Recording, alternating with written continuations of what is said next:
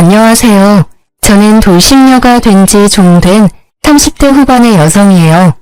어릴 때 여자는 남자를 잘 만나야 한다는 이야기를 많이 듣잖아요. 제게 그런 남자는 가정적이고 다정한 남자였어요. 남자는 세 가지만 하지 않으면 된다는 생각이 있었거든요. 폭력, 도박, 무능력. 제가 가장 견디지 못할 것 세 가지라고 생각했는데요. 이혼 후에는 이 생각이 바뀌었어요. 무슨 일인지 궁금하신가요? 그렇다면 먼저 저와 남편의 인연, 아니 악연의 시작부터 알아봐야죠. 저와 남편은 8살이나 차이 나는 커플이었어요. 남편과는 같은 동호회에서 만났는데 이후에 사랑으로 발전하게 됐죠. 와인 동호회였는데 어린 시절 그런 걸 동경하던 저는 그곳에서 남편을 만나서 어린 남성의 매력에 푹 빠졌어요. 물론 지금 생각하면 당장 빠져나와야 할 허영의 늪이었지만 그때는 그게 그렇게 멋있어 보이고 좋았거든요. 20대 중반이라 한창 호기심 강하고 이것저것 경험하고 싶을 때였거든요. 25 여성이 33세 남성과 사랑에 빠져 1년간 연애를 했죠. 사실 당시에는 제가 너무 어리다는 것과 어머니가 계시지 않다는 점, 그 두 가지의 이유로 시부모의 반대가 있었어요. 시부모를 그 당시에는 만나지도 못한 채 거절당해야 해서 꽤 많이 상처받았었죠. 결국 저희는 헤어져야 했어요. 그런데 3년 뒤에 다시 재회하고서는 그 불이 더 커져서는 결국 제 나이 30쯤에 결혼에 꼴이 나게 됐어요. 솔직히 3년 사이에 남편이 결혼했다가 이혼을 한 전력이 있다는 걸 알고 살짝 고민도 했지만 헤어진 이유가 성격 차이였다는 걸 듣고는 괜찮다고 안일하게 생각해버렸어요. 당시 저는 이렇게 괜찮은 남자를 놓치다니 그 여자 보는 눈도 없다고 생각했지만 지금에 와서는 그 여자도 나랑 똑같았구나 싶더라고요. 남편은 나쁜 사람은 아니었지만 조금 수동적인 스타일이었어요. 크고 작은 일을 제게 맡기는 의존적인 성격이랄까? 그리고 일이 바쁘다는 단점 외에 나와 함께 있을 때는 언제나 상냥했기에 결혼 생활 유지에 큰 문제는 없을 거라고 생각했거든요. 그런데 그 상냥함이 큰 문제가 될 줄은 몰랐어요. 처음 그의 남다른 상냥함에 피해를 본 것은 아이를 낳은 지 6개월쯤 되던 날이었어요.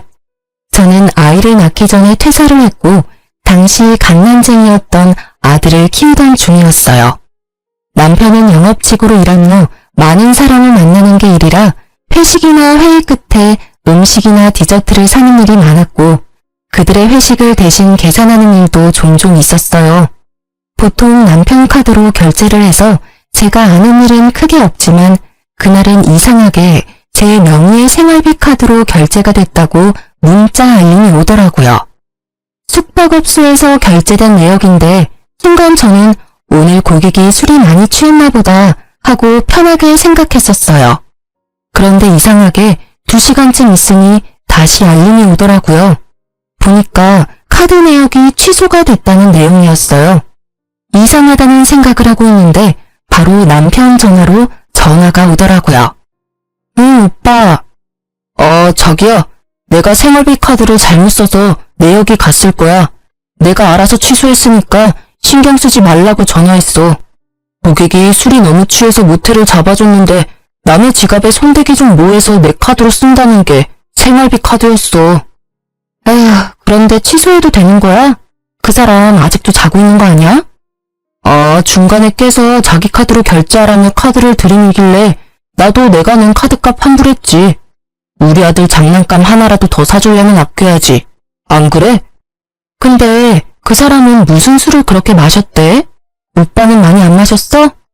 난 멀쩡해. 이제 곧 들어갈 거니까 좀만 기다려. 그렇게 평소와 다름없는 대화였지만 저는 이상하게도 찝찝한 기분을 지울 수가 없었어요. 보통 때의 남편이라면 영업에 쓰는 돈은 아깝지 않다고 말했을 테니까요. 제가 항상 그런 돈은 안 쓰면 안 되냐고 물어보면 그걸 해줌으로써 일을 따낼 수 있으면 더 큰 이익이라고 하곤 했죠. 게다가 수상한 정황은 그것만이 아니었어요. 취소를 굳이 2시간 뒤에나 한 이유는 뭘까? 고주망태가 됐다며 모텔에 실려간 사람과 2시간 동안 뭘 했을까? 그리고 집에 와서 해도 될 이야기를 굳이 취소 직후에 바로 전화를 했을까? 5만 가지 생각으로 가득 찬 머리가 계속 경고를 보내고 있었어요. 게다가 마지막에 그 멀쩡한 말. 항상 고객과 술을 마시면 어느 정도 취해서 들어오는데 그날은 고객이 고주망태가 됐는데도 정작 본인은 취한 기운이 전혀 없었어요. 아니겠지 하는 생각에도 점점 외도가 의심되어 육아를 하는 도중에도 울컥울컥 물어볼까 하는 생각이 들었어요. 그렇지만 의심뿐이고 증거가 있는 게 아니니 아무 말도 못하고 있었죠. 그러다가 며칠 뒤 남편이 스마트워치를 놔두고 간 일이 있었어요. 항상 차고 가는데 그날은 애가 가지고 놀다가 어디에 놔둔지 못 찾는 바람에 그냥 일하러 간 거였거든요. 아침 청소하다가 그걸 찾았는데 계속 눈이 가더라고요. 저는 이렇게 남편을 의심하느니 확인하고 마음 편해지자는 생각으로 워치의 통화 내역을 살폈어요. 통화 내역에는 이름을 저장하지 않은 많은 번호가 찍혀 있었어요. 쭉 훑어보는데 이상하게 한 번호만 통화 내역이 잦더라고요. 하루 거의 5번을 통화를 하는데 아무리 봐도 평범한 횟수가 아니잖아요. 거의 연애 초반이나 있을 법한 통화 횟수인데 더 수상한 건 그만큼 통화를 하는데 이름은 저장되어 있지 않더라고요. 결국 저는 남편에게 물어보기로 했습니다. 오빠, 나랑 이야기 좀 해. 어? 무슨 이야기? 나 씻고 나서 하면 안 될까? 오늘 땀을 너무 많이 흘려서 힘드네. 중요한 이야기야. 당신 혹시 바람 펴? 그게 무슨 말이야? 난 그런 적 없어. 일하기도 바쁜데 무슨 바람이야. 저번 카드 내역이 너무 수상하잖아. 오빠는 그럼 술 취한 고객 옆에서 2시간 동안 뭐 했는데? 게다가 고객이랑 술 마시면 자기도 항상 취하면서 그날은 전혀 취하지도 않았더라? 그걸 이상하게 생각하는 내가 이상한 거야? 그날에는 다른 사람들도 있었어. 딱 그 사람이 취해서 모텔에 데려다 준 거고. 그 뒤에 나는 다시 내려와서 다른 사람들하고 술 마셨어. 그리고 그날은 내가 차를 몰아 해서 술 안 마셨던 것뿐이야. 이상한 억측하지 마. 거짓말 좀 그만해. 이 번호 모른다고 하지는 않겠지? 하루에 5번을 연락하는 이 사람은 누구야? 아니, 한 달을 넘게 그렇게 열렬히 통화하면 이름이라도 저장해놔야 되는 거 아니야? 나한테 들키지 않으려고 저장 안 해둔 거 아니야? 그쯤 되니 남편의 표정이 차분해지더라고요. 그 표정에 남편이 바람을 폈다는 것을 알게 됐어요. 누구야? 언제부터 만났어? 오빠 참 잔인하다. 어떻게 갓난쟁이를 옆에 두고 바람을 펴? 머릿속에 그 생각뿐이니? 왜? 내가 출산하고 엉망진창 되니까 다른 여자가 눈에 들어와? 어? 그래서 바람 폈어? 아니야. 여보, 믿어줘. 그런데 진짜 딱 한 번 만났는데 그 여자가 나를 쫓아다닌 거야. 나도 그 여자 피하고 싶은데 일로 엮여있으니 막 냉정하게 못하고. 모텔도 그래. 그날 딱 한 번이야. 그것도 헤어진다는 조건으로 그렇게 해주기로 한 거였다고. 진짜로 이것만은 믿어줘. 이미 제 신뢰는 깨어졌고 남편이 무슨 말을 해도 믿음이 안 가더라고요. 게다가 상대방이 쫓아다녀서 만나줬다는 건 무슨 망언인지. 싫으면 다른 직원에게 그 여자 처분을 맡기면 될 것을 지도 싫지 않았으니까 연락하고 만났던 거 아니에요. 저는 분한 마음을 삭히지 못했어요. 그리고 다음날 예정되어 있던 시댁과의 식사 자리에 참석을 해서는 시부모에게 남편의 바람 사실을 알렸어요. 물론 곧 후회했지만요. 왜인지 잘 아시죠? 팔은 안으로 굽어요. 그것도 심하게. 어머님, 말씀 들어보세요. 오빠 일한다고 늦게 들어오는 동안 다른 여자 만나고 있었어요. 아직 아들이 6개월밖에 되지 않는데요. 그게 진짜니? 우리 애가 다른 여자 만나고 다니는 걸 네가 직접 봤어? 그런 부적절한 행위를 하는 걸 직접 눈으로 본 거야? 그건 아니지만 모텔 결제 내역도 있고 남편이 직접 제게 실토했어요. 나도 들었다. 딱 한 번이라며? 그것도 앞으로 그러지 않는다는 조건으로 한 번이라는데 넌 그것도 이해를 못 해주니? 지금 뭐가 문제야? 애가 네 옆으로 돌아왔으면 다 되는 일 아니니? 그럼 너는 얘가 바람펴서 이혼이라도 하겠다는 거니? 내가 보기에 너 약간 의부증 있는 것 같아. 무슨 망상으로 내 자식 망치려는 거야? 이 좁은 동네에서 소문이라도 나면 네가 책임질 거야? 의부증이라뇨. 이미 오빠가 다 이야기했다고요. 바람을 핀 건 오빠인데 지금 왜 제가 여기서 혼나고 있는 거죠? 아무리 팔이 안으로 굽는데도 이건 아니죠. 잘못한 일은 잘못했다고 해야 일이 바로 잡히는 게 기본 상식이잖아요. 그러면서 저한테 엄마 없이 자랐다고 무시하셨던 거예요? 어머님 아들을 좀 보세요. 얼마나 곱게 자랐으면 이렇게 작은 아들을 두고 다른 여자랑 바람을 펴요. 신우와 저의 언쟁이 커지자 결국 남편과 시부가 저희를 뜯어 말렸어요. 그러면서 집으로 돌아가는 차 안에서 남편이 제게 말하더라고요. 정말 미안해. 내가 어떻게 하면 당신이 나를 용서해 줄까? 내가 할 수 있는 건 뭐든지 할게. 응?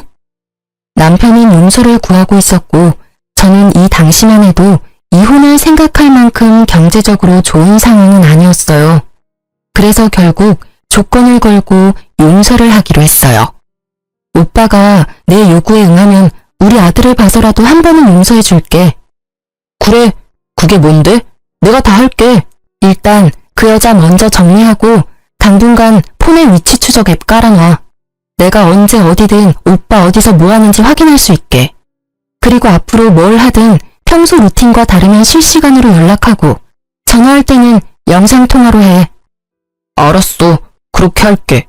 걱정하지 마. 나 진짜로 이번 한 번뿐이었어. 그러니까 앞으로 그런 실수는 안 할 거야. 언제든 자기 원하면 영상통화해. 영업 중이라도 달려가서 받을 테니까. 너무도 흔쾌히 받아들이는 남편의 모습이 영 찝찝했지만 그 뒤로 제가 한 말을 철저히 지키는 남편을 보며 정말로 그것뿐이었나 하는 생각이 들었어요. 물론 그건 저의 착각이었지만요. 남편은 외도가 들킨 다음부터 저에게 더 잘해주기 시작했어요. 제가 냉정하게 대할수록 더 살갑게 대하더라고요. 저의 앙금도 살짝 가라앉기 시작했을 때쯤에는 깜짝 선물도 해줬어요. 자기야, 잠깐 눈 좀 감아봐. 갑자기 눈은 왜? 아니, 진짜 감아봐. 어서. 눈을 감은 내 손을 끌어당긴 남편이 제 손 위에 무언가 얹어줬어요. 눈을 뜨니 작은 상자가 있더라고요. 이게 뭐야? 짜잔. 예쁘지? 이거 엄청 비싼 다이아 반지야. 자기 고생시키는데 미안한 마음이 들어서 이번 특별 보너스랑 적금 조금 합쳐서 샀어. 남편은 그렇게 말하며 제 손가락에 반지를 끼워주더라고요. 그 반짝거리는 영롱거림이 어찌나 아름답던지 제 눈을 멀게 만들 뻔했어요. 너무 예쁘다. 비싸지는 않았어? 뭐 1000만원쯤 되긴 했는데. 자, 여기 보증서. 잘 넣어둬. 저는 남편의 모습에 이제 진짜로 남편이 반성을 하고 있다고 받아들였어요. 왜 외도를 들키면 적반하장으로 나오는 사람이 많은데 남편은 제게 더 잘해주고 있었으니까요. 그래서 마음의 경계를 살짝 허물었어요. 그런데 그런 저의 레이더에 걸리는 게 하나 생겼어요. 다이아 반지 선물을 해주고 난 뒤 남편은 유독 폰게임을 많이 했어요. 처음에는 조금씩 하는 듯 하더니 어느 날은 보니 하루 종일 그걸 켜놓고 하고 있더라고요. 업무 스트레스가 심해서 게임을 하는 건가 하고 생각하고 있었는데 이상하게 어딜 가든 그 게임 앱을 틀어놓고 점점 저와의 대화도 무성의하게 답변하더라고요. 그게 눈에 보이기 시작하니까 저도 이상한 생각이 들었어요.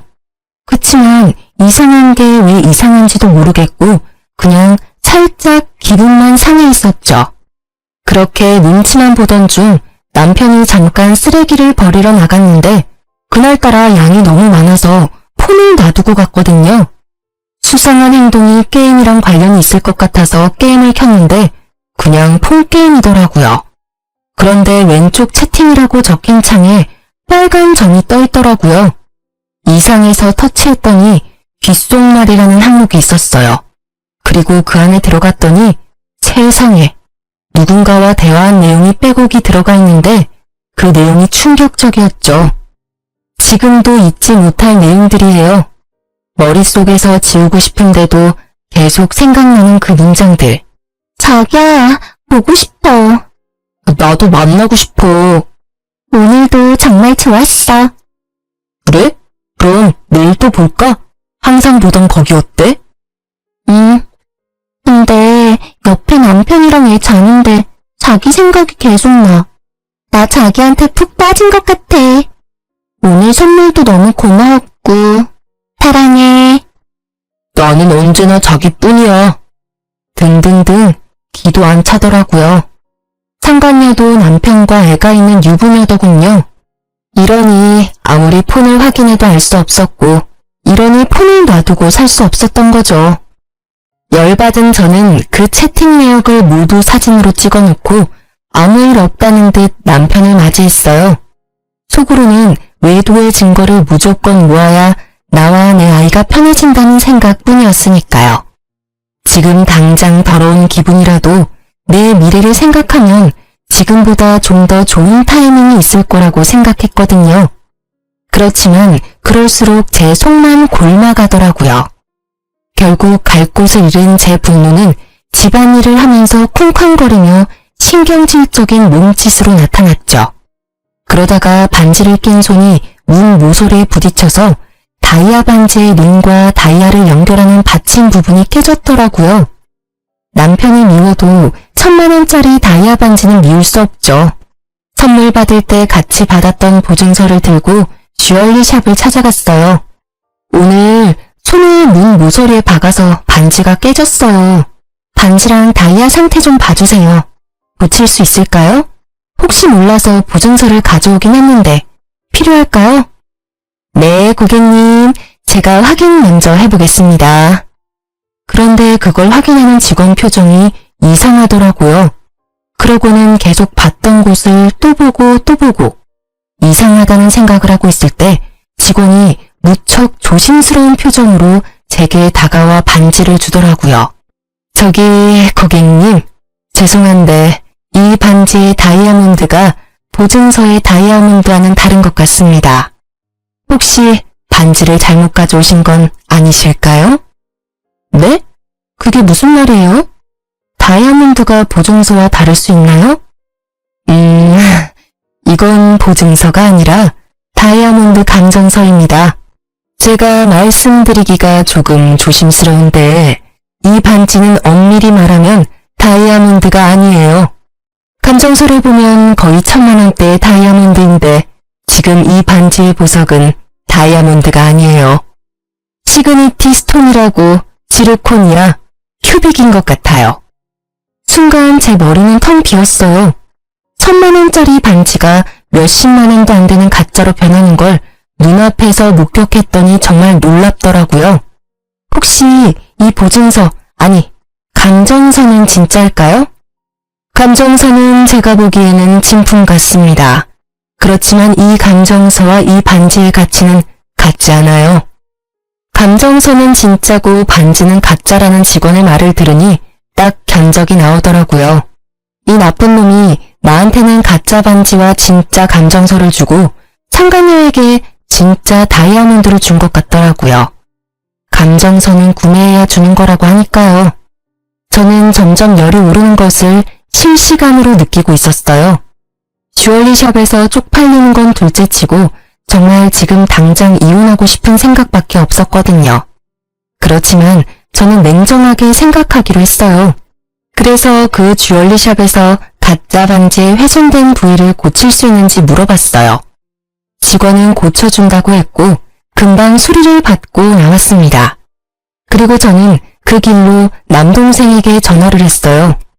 남동생은 늦둥이인데 당시 대학생으로 곧 취업을 앞둔 예비 직장인이었어요. 그래서 생각보다 시간이 많이 있었기에 저 좀 도와달라고 했죠. 내 형이 외도를 하는 것 같다는 말을 했더니 남동생이 기꺼이 제 손과 발이 되어주겠다고 하더군요. 그렇게 저는 동생에게 남편의 미행을 하게 했어요. 남편이 여자를 만나면 여자를 따라가서 어디서 일하는지, 어디에 사는지, 어떤 사람을 만나는지 알려달라고 했어요. 이후 동생이 보낸 문자에는 여자의 직장과 집 주소와 둘을 미행하며 찍은 사진이 다 찍혀 있더라고요. 게다가 동생 말에 따르면 두 사람은 불륜을 저지르기 위해 차를 이용하지 않고 대중교통을 사용하며 어떤 곳이든 현금을 이용했다고 하더라고요. 이렇게 치밀하게 외도를 하다니 그 이야기를 남동생의 입으로 듣는 저는 자괴감과 분노로 불타올랐습니다. 어떻게든 이 두 연놈에게 복수를 해야겠다고 생각했어요. 그리고 며칠 뒤 친정아버지가 연락이 오셨더라고요. 예, 차가 너무 오래돼서 이제는 못 쓰겠구나. 차를 사야 하는데 지금 당장 쓸 수 있는 현금이 얼마 없는데 네가 좀 빌려주련? 아빠 적금 끝나면 이자 쳐서 돌려줄게. 아버지가 제게 도움을 청하시더라고요. 저는 아버지의 전화에 아주 좋은 생각이 떠올랐어요. 그날 저녁 그 여자와 만나고 돌아온 남편에게 저는 한치의 의심도 없는 표정으로 남편을 향해 물었어요. 오빠, 아빠 차가 오래돼서 고장나서 이제는 아예 작동이 안 된다고 하네? 내가 아빠 고생한 의미로 차 살 때 돈을 좀 보태주고 싶은데 내가 지금 돈 버는 것도 아니고 좀 그렇잖아. 그래서 그러는데 오빠가 준 다이아 반지 팔아서 돈 마련해도 돼? 제 말에 남편의 얼굴이 순식간에 흑빛으로 변하더라고요. 그 표정을 진짜 박제하고 싶을 만큼 웃겼습니다. 가짜 반지를 줬다는 그 명확한 증거가 얼굴에 드러났거든요. 내가 이게 가짜라는 걸 모르고 팔러 간다면 다 알게 될 거라고 생각했는지 초조하게 생각하더니 이내 말하더라고요. 자기야, 그 반지는 내가 자기한테 준 선물이잖아. 쉽게 팔려고 하지 말고 잠깐 있어봐. 어차피 장인어른 차도 바꿨어야 했고 나도 사위된 입장에 도움을 드리는 게 맞는 것 같으니까 내가 돈 마련해서 줄게. 그럴래? 그럼 좋지. 그렇잖아도 내일 주얼리 샵이나 갈까 했거든. 그동안 정이 많이 들었는데 그래도 돈 없을 때는 폐물을 파는 게 돈이 되니까. 모르는 소리야. 금은 돈이 좀 되는데 다이아몬드는 살 때보다 팔 때 가치가 많이 떨어지거든. 그러니까 팔 생각하지 말고 잘 가지고 있어. 내 사랑과 신뢰의 증거니까. 그렇게 말하는 그놈의 입을 확 꼬매고 싶을 만큼 충동적인 분노가 올라왔지만 꾹 참았어요. 이 가짜 반지로 1,000만 원을 벌었으니까요. 저는 남편에게 싱긋 웃어주고 그 다음날 남편이 보내온 1,000만 원을 아버지 통장으로 냉큼 보내버렸어요. 친정아버지는 큰돈에 깜짝 놀랐고 저는 일단 쓸 만큼 쓰시고 나머지는 넣어두라고 했죠. 이왕이면 다 써도 된다고 했어요. 이 나쁜 놈은 나랑 결혼하고 장인어른한테 신경 쓴 적이 단 한 번도 없으니까요. 아버지에게 주는 위자료라고 생각하는 게 맞겠죠. 그리고 저는 이 가짜 반지의 마지막 사용처를 이미 결정해둔 상태였어요. 이치 오빠, 다음 주 토요일에 사촌 언니가 결혼한대. 내가 애 본다고 못 가겠다고 했는데 꼭 오라고 하더라고. 근데 지방이라서 1박으로 다녀와야 하는데 갔다 와도 될까? 오빠는 힘들 테니까 집에서 쉬고 나도 오랜만에 친정 식구들하고 여행 가는 기분으로 다녀오게. 애기랑 같이 가서 애기 자랑도 하고 이왕 간 김에 오빠가 준 다이아 반지도 자랑하고 오게. 물론 사촌 언니의 결혼은 거짓말이었어요. 그렇지만 남편은 보기 좋게 걸려들더라고요. 그래, 갔다 와. 당신도 바람 좀 쐬야지. 아들은 나랑 있으면 더 울 것 같고 아직은 엄마 품이 더 좋은 것 같으니까 같이 갔다 와. 대신 그 다음날에는 내가 육아 전담할 테니까. 그럼 괜찮겠지? 그놈은 웃으며 제게 그렇게 말했습니다. 그 시커먼 속을 제가 모를 줄 알았나 봐요. 눈에 띄게 즐거워하는 눈빛을 보니 이번에도 제가 없는 틈에 상간녀와 만날 것 같더라고요. 그 모습을 보며 저는 속으로 비웃었지만 겉으로는 환하게 웃으며 말했어요. 응, 고마워. 사실 그날 오는 사촌 언니가 주얼리 디자인을 하는 언니거든. 그 언니한테 이렇게 예쁜 다이아 보기만 했지 선물 받은 적은 없지? 하고 자랑할 거야. 언니가 완전 부러워하겠지? 일부러 그렇게 말했어요. 이거 가짜라는 거 이제 곧 밝혀진다는 걸 알려줬죠. 남편의 얼굴이 다시 똥 마려운 개처럼 초조해 보이더라고요. 제 알 바 아니지만 이쯤 되면 이 똥 마려운 개가 뭔가 조치를 취하려고 할 거라 예상했어요. 자기야, 근데 가만히 생각해보니까 당신 몸도 아직 힘들고 이번 결혼식은 가지 않는 게 좋을 것 같아. 그냥 집에서 쉬지 않을래 같이? 안 돼, 이번에는 꼭 가야 해. 그 언니는 나랑 자매처럼 컸어. 게다가 엄마랑도 오랜 시간을 같이 보내서 나한테는 각별한 사람이라고. 이번에는 무슨 일이 있어도 갈 거야. 강경한 제 태도에 남편은 알겠다고 말은 했지만 그날부터 생각이 많아진 것 같았어요. 그리고 이틀 뒤 갑자기 저한테 반지 링 부분에 흠집이 생겼다며 자기가 깨끗하게 수리해서 오겠다고 하며 가지고 가더라고요. 가져갔다는 건 다시 돌려준다는 이야기고 다시 돌려줄 때는 가짜가 아닌 진짜가 되어 있겠죠.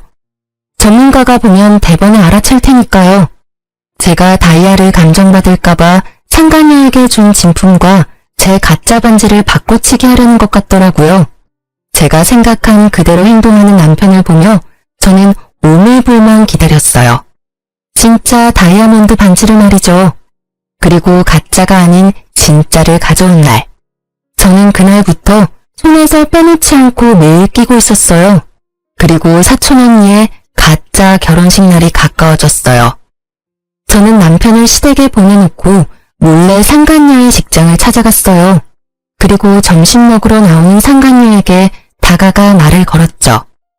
안녕하세요. 누구세요? 저 당신이 바람피는 남자 와이프예요. 잠시 카페에서 얘기 좀 하실래요? 직장 앞에서 시끄러워져도 좋다면 전 여기도 상관없어요. 상간녀의 표정이 살짝 당황하는 듯 하더니 이내에 당당해지더라고요. 참 이상한 게 왜 불륜을 저지르는 것들은 그렇게 당당할까요? 이 여자도 딱 그 모양새였어요. 내 남자에게 사랑받는다는 그 자신감이 이 해픈 여자를 당당하게 만든 모양이니 그걸 확 깨부셔주고 싶었거든요. 당신이 우리 남편이랑 깊이 사귀고 있는 거 알아요. 그래서 당신한테 하나 알려주려고 왔어요. 그 남자 보기보다 여자가 많아요. 당신 말고도 만나는 여자가 있으니까요. 그걸 왜 저한테 이야기하세요? 우리 사이 흔들려고 하시는 것 같은데 저는 그런 거에 흔들리지 않아요. 그 사람은 서로 이혼하고 결혼하자고 했거든요. 그 말에 거짓이 없다고 생각해요. 싸움에 진 개가 여기까지 와서 짖는 건 좀 아니죠? 이 상간녀에게 거짓말을 하고 있는 내내 저는 상간녀의 비아냥거리는 말을 들으며 분노를 삭히고 있었어요. 그렇지만 그녀가 말하는 남편의 말이 진심이라고는 생각 안 했어요. 만약 남편이 저와 이혼하고 싶었으면 이렇게 저자세로 나오면서 가짜 반지로 환심까지 사려 하진 않았을 테니까요. 저는 최대한 여유로운 표정으로 웃어 보였어요. 한 방 먹여줄 시간이었거든요. 미안한데 그 남자가 당신을 사랑하고 있다고 생각한다면 그건 착각이라고 말해드리고 싶네요. 아시려나 모르겠네요. 그 남자요. 저랑 이혼할 생각이 없어요. 왜인지 알아요? 당신 그 손에 낀 반지 제 거랑 닮아 보이는데 그거 가짜거든요. 당신 존재가 그 정도뿐이라는 이야기죠. 제 말에 상간녀의 당당하던 얼굴이 놀라더라고요. 이거 진품이야. 같이 가서 확인도 했다고. 상간녀의 행동을 보니 남편 놈이 상간녀에게 상황 설명하지 않고 몰래 반지를 바꿔온 것 같더라고요. 물론 그랬겠죠. 외도나 하는 남자가 잠깐 바꿔치기 하면 될 일을 하며 애인에게 미움 살 일을 하지는 않을 테니까요. 저는 그래서 더 좋았죠. 못 믿겠으면 주얼리샵 가서 감정 받아봐요. 진짜인지 가짜인지. 그래야 당신이 사랑하는 그 남자 진심이 뭔지 알게 되겠죠. 아시겠지만 진짜를 준 상대가 좀 더 소중한 법이에요. 그렇지 않아요? 가격 차이가 어마어마할 텐데. 제 말에 상간녀가 순식간에 눈치를 채더라고요. 진짜로 자기 반지가 가짜일 수도 있겠구나 하고요. 당연히 가짜죠. 남편이 진품이랑 바꿔왔으니. 뭐 그 사람이 저한테 비중을 더 뒀다 해도 어차피 저는 이혼할 거예요. 그리고 상간녀 소송도 같이 진행할 거고요. 무슨 이야기인지 아실 거라고 생각해요. 저는 보시다시피 당신 직장도 알고 심지어 집도 알아요. 제가 어떻게 할 것 같아요? 온 동네 소문 다 내줄까요? 그러기만 해봐. 나도 명예훼손으로 고소할 거예요. 아무리 내가 나쁜 짓을 했더라도 당신도 그러면 범법자야. 알아? 잘 알고 있어요. 그러니 제 걱정은 말고 고소하세요. 저는요, 명예훼손으로 고소당해봐야 별 타격 없어요. 벌금? 위자료로 물면 되겠죠. 그리고 소문나는 거? 지금 제가 피해자인 거 알고 그러시는 거예요? 저는 그런 거 신경 안 쓸 거니까 편하게 해요. 고소. 대신 당신은 남편, 친척, 친구, 동료들에게까지 다 소문나서 어디에서도 얼굴 못 들고 다니게 만들 거야. 제 말에 상간녀의 표정이 금세 일그러지더니 그 자리에서 고개를 숙이더라고요. 두 번 다시 만나지 않을 테니까 남편과 아이에게만은 알리지 말아주세요. 열려나셨네. 이렇게 남편, 아이 지극히 생각하는 여자가 어떻게 남의 남자랑 바람을 필 생각을 했어? 그냥 계속 만나. 만나면서 내가 언제 너희 집 직장에 소문낼지 기대하고 있으라고. 저는 그렇게 말해주고 상간녀를 놔두고 나와버렸어요. 딱히 소문을 내고 싶은 마음은 없었어요. 제가 그 상간녀에게 주고 싶었던 건 언제 소문이 날지 모른다는 두려움, 바로 그거였거든요. 평생을 조마조마하게 눈치 보며 살라고요. 그리고 상간녀를 만나고 온 그날 남편놈도 상간녀와 만나 이야기를 들었는지 초췌한 몰골로 집으로 들어오더군요. 들어오더니 깜짝 놀라더라고요. 그럴 수밖에요. 제가 세팅을 다 해놨거든요. 남편놈 불륜 자료와 시부모님까지. 왔어? 그 여자는 잘 만나고 왔나봐? 얼굴 보니 다 들었나 보네. 너 꼭 그렇게까지 해야 했어? 그 여자 왜 찾아갔는데? 이런다고 뭐가 달라지는데? 제발 좀 그만해라. 조용하게 좋게 넘어가자고. 조용하게 넘어가다니 더 크게 벌려야지. 그래서 내가 준비 다 해놨어. 어머님, 아버님한테도 다 보여드렸어. 보셨죠? 남편의 애까지 있는 여자랑 바람나서 자기야 사랑해 하하호호 하며 즐겁게 지낸 거. 아무리 그래도 어린애를 두고 너무한 거 아닌가요? 바람 피면서 지 자식 얼굴은 무슨 낯짝으로 마주봤나 몰라요. 네가 뭔가 잘못한 거 아니니? 이 대화 내용이 우리 아들이 한 거라는 증거도 없잖니? 게다가 이제까지 잘해줬다면서. 그거면 됐지. 남편이 돌아올 때까지 기다렸으면 될 거 아냐? 아니 외박을 하기를 해. 그 여자랑 단둘이 여행을 가기를 해. 꼬박꼬박 집에 들어오고 애 잘 보고 집안일 잘해주는 남편한테 뭐가 모자라서 이렇게 들쑤시고 다녀? 어머니, 잘해주고 잘못을 저지르면 다 용서해야 하나요? 세상에 그런 게 어딨어요. 외박하고 단둘이 여행을 꼭 가야 외도인가요? 두 사람 대화 내역과 모텔 간 횟수를 보세요. 제가 꼭 이렇게 노골적으로 이야기를 해야겠어요? 아, 혹시 첫 번째 부인도 이렇게 이혼했나 보죠? 제 버릇 남 못 준다고 그때도 똑같이 그랬나 봐요. 그래, 그때는 내가 상간녀가 될 뻔했지. 어디서 아무것도 모르는 게 여기 와서 난리야? 너 그 당시에 유부남이랑 사귀었다고. 너도 그 상간녀랑 다른 게 뭐야? 어? 어디서 이게 잘난 척 어른들한테 따지고 들어? 시모의 폭탄 발언에 저도 순간 말문이 막혔어요. 분명히 제게 이혼했다고 이야기했었는데 그게 아니었더라고요. 이 나쁜 놈은 이혼 직전 별거 기간 중에 저를 만난 거였어요. 그 사실까지 알게 되니 더 이혼해야겠다는 생각이 들더라고요. 그때 분명 돌싱이라고 했어요. 이혼했다고 했으니까 만났지. 와이프 있었다는 걸 알았다면 절대 만나지 않았을 거라고요. 그때부터 나를 속였어. 나까지 망치려고. 나를 상간녀로 만들 뻔했다고. 야, 이 나쁜 놈아. 제가 받은 충격은 상상 이상이었어요. 나를 상간녀로 만들 뻔했던 남편놈의 대담한 행각에 그저 말문이 막힐 뿐이었어요. 그럼 내게 아직 할 말이 남았는지 남편은 여전히 구구절절 내게 핑계 겸 탓을 하더라고요. 그래, 내가 총각 행세는 했지만 그때는 이혼 전 별거 중이었어. 그만큼 내가 너를 좋아했다고. 내가 바람은 피웠지만 언제나 너한테 돌아왔잖아. 이번에도 기다려줬으면 네 옆으로 돌아왔을 거라고. 그리고 내가 바람 핀 게 그렇게 충격적이야? 아니, 내가 바람을 안 피는 게 이상한 일 아니야? 네 그 모습을 보면 어떤 남자가 당신한테 매력을 느낄 수 있어.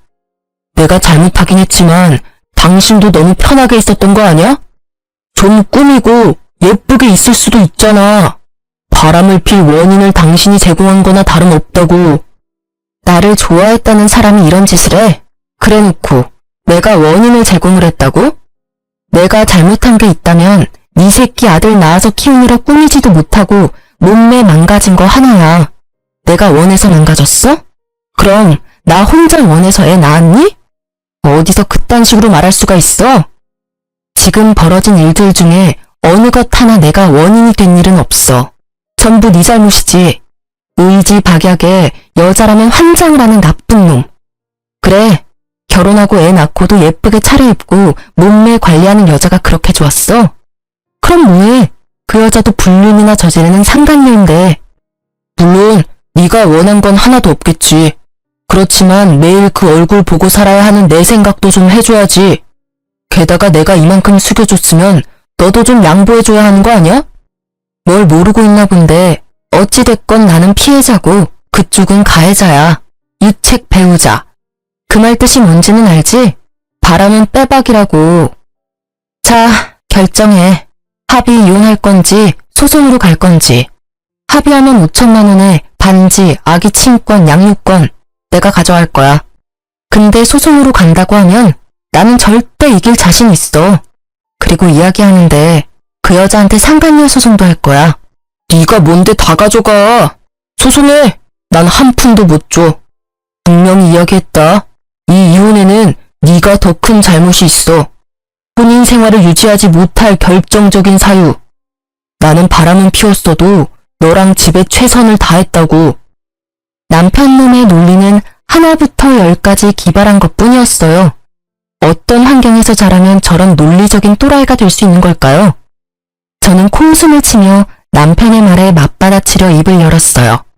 그런데 그때 시부가 먼저 호통을 버럭 치시더라고요. 둘 다 그만해라. 내가 너한테 그 돈 줄 테니까 둘이서 그만 싸우고 깔끔하게 헤어져. 여기저기 남들 입방아에 오르내리면 그것만큼 보기 흉한 것도 없어. 아버지, 제가 불쌍하지도 않으세요? 돈도 위자료로 다 뜯기고 애도 뺏기게 생겼다고요. 왜 제가 다 잃어야 하는데요? 불쌍하기는 좋아서 바람 펴놓고 이제 와서 피해자인 척이야? 왜? 이번에도 변명해봐. 그 여자가 당신 쫓아다녀서 딱 한 번 자줬다고. 내가 첫 번째 외도 때 그냥 인연 끊었어야 하는데 이제껏 끌고 온 것 자체가 문제였어. 아니, 그게 첫 번째가 맞긴 했어? 내가 모르는 다른 여자가 여기저기 있을지도 모르지. 진짜 징그럽다. 사람들은 알아? 이런 식으로 겉과 속이 다르게 사는 거. 나한테 잘해주면서 그딴 식으로 생각했다는 것 자체가 충격이야. 그만하라는데도 너 앞으로 결혼해 결자도 꺼내지 마라. 여자 만나고 싶으면 결혼하지 말고 미혼 상태로 만나. 괜히 결혼해가지고 이런 분란을 2번이나 만들고. 내가 네 첫 이혼 때도 얼마나 창피했는지 알고나 있어? 네가 나한테 아들 노릇하고 싶다면 적어도 그 정도 책임은 져라.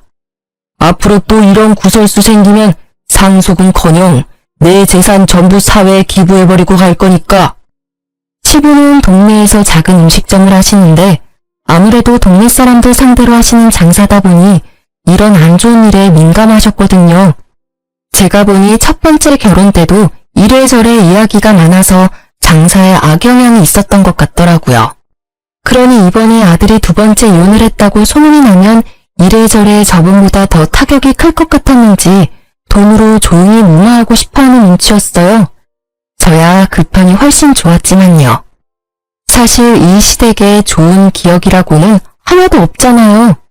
연애 때도 거부당하고 결혼 때도 겨우 허락받았고 지금은 아예 골칫거리 취급 당하고 있으니까요.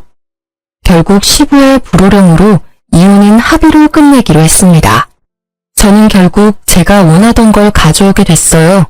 위자료에 친권, 양육권, 그 와중에 진짜 다이아몬드 반지와 아버지 차 살 때 준 돈까지 살뜰하게 다 챙겼어요. 애 아빠니까 양육비는 꼬박꼬박 보내. 보내지 않으면 오빠 회사에 찾아가서 모두 밝혀버릴 테니까. 영업하니까 평판이 얼마나 중요한지는 잘 알겠지? 나도 한다면 하는 여자인 거 오늘 봐서 알 거 아니야. 그 말을 꺼내는데도 그놈은 아무 대꾸도 없더라고요. 그 이후로 이혼하고 지금껏 제게 찾아오거나 연락을 한 적이 없었어요. 솔직히 저도 받을 거 다 받았으니 이제는 인연을 끊어버리고 싶었어요. 물론 지가 염치라는 게 있으면 연락을 안 하는 게 상식이겠죠. 그 뒤에 지나가는 말로 들었는데 전 남편은 상간녀의 남편에게 상간남 소송을 당했다고 하더라고요. 제가 보낸 상간녀 소송에 관한 걸 상간녀의 남편이 알게 돼서 전 남편에게 소송을 걸었던 모양이에요. 그리고 상간녀는 그 때문인지 전 남편과 헤어졌더라고요. 아무래도 가짜 다이아 반지와 제가 퍼뜨리겠다고 한 소문이 상간녀의 정신을 번쩍 들게 만든 듯 했어요.